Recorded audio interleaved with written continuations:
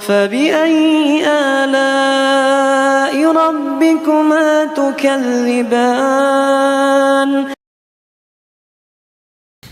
Pernah di zaman Nabi SAW ada seorang diangkat jadi kepala suku dari Ansar. Walaupun memang orang ini punya kelebihan fisik, orangnya tampan, orangnya putih, fisiknya kuat kelihatan gitu kan. Waktu dia dinobatkan jadi kepala suku, beberapa anggota sukunya datang ke masjid Nabi SAW. Dan Nabi SAW tanya, siapa kepala suku kalian sekarang? Disebutlah namanya Fulan bin Fulan.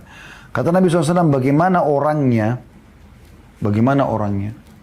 Kata mereka, tampan, berwibawa, pintar, cerdas, tapi pelit ya Rasulullah. Maka apa kata Nabi SAW? Kira-kira penyakit jiwa apa yang lebih buruk daripada pelit? Kapan seseorang sudah perhitungan, apalagi kalau sudah di jalan Allah Subhanahu Wa Taala, maka ini penyakit. Ini penyakit. Imam Adzabi rahimahullah masukkan dalam buku Al-Kabair, dosa-dosa besar beliau, salah satunya adalah pelit. Syekh Muhammad Munajjid juga masukkan itu. Syekh Muhammad bin Abdul Wahhab juga, ya, At-Tamimi juga sama. Dalam buku-buku dosa-dosa besar mereka masukkan pelit itu bagian daripada dosa besar, bukan cuma sekedar dosa. Ada orang subhanallah buat dirinya pun pelit. Tentu kita harus berada di antara jangan pelit, jangan juga boros, ya. Tetapi intinya kita disuruh menikmati, tapi tidak mubazir. Kalau ada orang yang justru pelit, sampai tidak mau sama sekali mengeluarkan uang gitu kan. Semuanya serba ditabung, semuanya serba disimpan. Ini penyakit jiwa. Di sini kita berlindung dari sifat pelit itu. Dan dalam sebuah hadis kata Nabi SAW, "Mathalul bakhili wal mutasaddiq kamathalir rajulaini 'alaihima jubbatan min hadidin qad utturrat aydihima ila tarakihima." فجعل المتصدق كلما هم بصدقة اتسعت وانبسطت عنه حتى تغشى أنامله وتعفو أثره وجعل البخيل كلما هم بصدقة قلصت وأخذت كل حلقة بمكانها وأنا رأيت رسول الله صلى الله عليه وسلم يقول بإصبعه في جيبه فلو رأيتها يوسعها فلا تتسع. Artinya, perumpamaan orang bakhil, orang yang pelit sekali bersedekah, tidak mau mengeluarkan di jalan Allah, dengan mutasaddiq, orang yang dermawan, suka bersedekah. Seperti dua orang yang masing-masing mengenakan baju jubah terbuat dari besi yang terpotong bagian lengannya, hingga tulang selangka keduanya kelihatan. Setiap kali mutasaddiq atau orang yang dermawan ini hendak bersedekah, maka bajunya akan longgar dan akhirnya menutupi ujung kakinya dan bekas jalannya. Jika orang bakhil, pelit ingin berinfak, baju besinya mengerut dan setiap baju besi tetap di tempatnya tidak melebar. Maka Abu Hurairah mengatakan, aku mendengarkan Rasulullah SAW bersabda, atau sambil meletakkan jari-jarinya di sakunya, beliau mengatakan, kalau engkau melihat orang bakhil melonggarkannya, niscaya sakunya tidak akan menjadi longgar. Ini yang dimaksud adalah orang bakhil itu tidak akan ada manfaatnya. Buat dirinya tidak ada manfaat, buat orang lain juga tidak ada manfaat. Plus lagi dia berdosa dan tidak mendapatkan pahala. Sudah berdosa, plus tidak dapat pahala karena dia tidak ada pilihan. Dia bersedekah, dermawan, atau dia pelit. Ya. Nah kalau dia bersedekah, dia dapat pahala. Dia juga dilapangkan rezekinya, ya. Kita sudah pernah jelaskan masalah keajaiban bersedekah. Tapi orang bakhil tidak akan lakukan itu. Dan ini sudah pernah saya titik beratkan teman-teman sekalian, jangan pernah didik anak-anak kita terbiasa pelit. Bermula dari membelikan celengan. Berhentikan memberikan celengan. Tidak usah nabung. Ya. Tidak perlu nabung. Yang benar sedekahkan. Yang benar sedekahkan. Kecuali kebutuhan mendesak memang kita harus keluarkan dalam waktu dekat. Seorang wanita diberikan nafkah oleh suaminya untuk 1 bulan. Ya udah dia taruh untuk dia keluarkan bertahap, itu lain. Ya. Seorang anak diberikan oleh orang tuanya untuk biaya bulanan dia keluarkan, itu tidak ada masalah. Itu boleh dia keluarkan bertahap gitu. Ya. Tetapi ada orang subhanallah tidak seperti itu, bukan di bab ini gitu. Memang mereka sangat pelit, mereka kaya raya tapi nggak mau keluarkan duit. Selalu perhitungan. Bahkan untuk dirinya sendiri. Untuk memberikan orang lain. Ya. Pelit. Mungkin dalam selama hidupnya tidak pernah mengeluarkan uang 100 ribu, atau 1 juta, atau 10 juta, atau 100 juta. Sementara kita dianjurkan oleh para ulama, kalau kita ingin melatih diri kita agar bersifat dermawan seperti sifat Nabi SAW dan sifat dicintai oleh Allah dan kita jauh dari sifat pelit, adalah kita harus berusaha bersedekah setiap saat kita tingkatkan jenis jumlah sedekah kita. Jenisnya dan juga jumlahnya. Kalau misalnya Anda sudah selama ini rutin sedekah 100 ribu, coba Anda pindah ke 1 juta. 1 juta sudah, coba ke 10 juta, coba ke 100 juta. Dan yakinlah teman-teman sekalian. Kata Nabi SAW, ma naqasa malun min sadaqah. Tidak akan berkurang harta seorang hamba karena sedekah, tapi bertambah. Resep untuk kaya sedekah.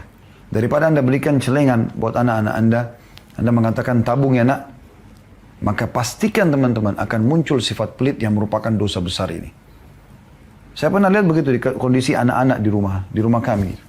Saya tidak pernah setuju dengan ini, tapi pernah istri saya memberikan celengan gitu.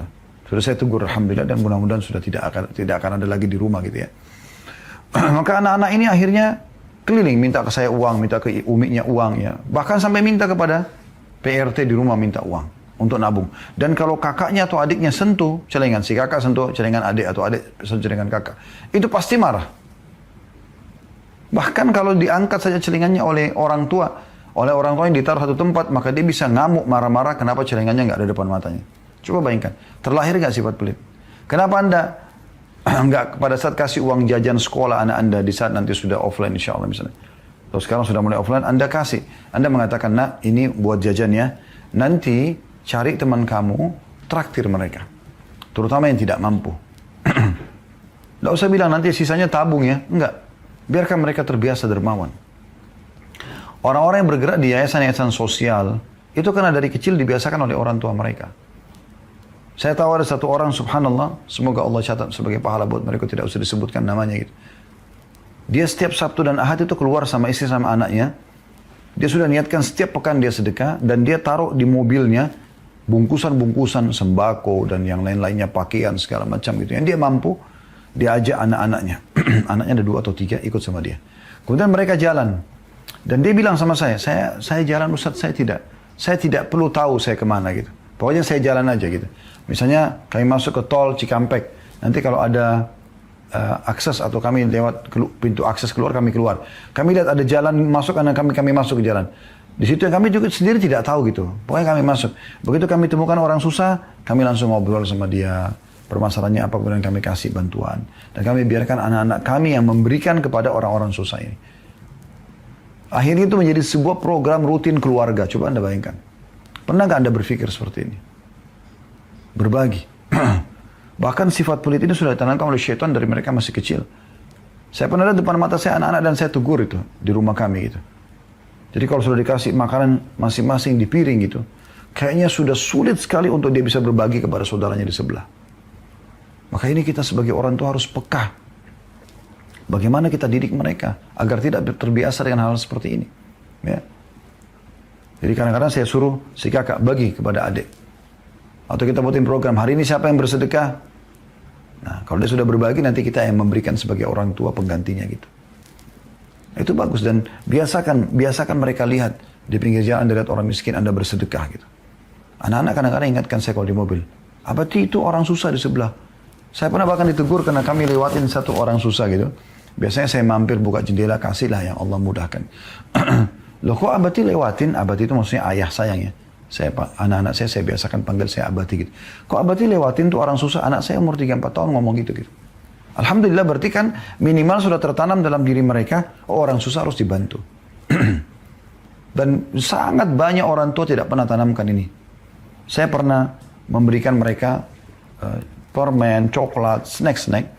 Kemudian saya suruh bungkus sama-sama. Mereka sudah sangat gembira, semangat bungkus di rumah gitu. Setelah bungkus saya bilang, sekarang abati mau masing-masing bersedekah. Berikan siapa orang di rumah ya, yang dipilih.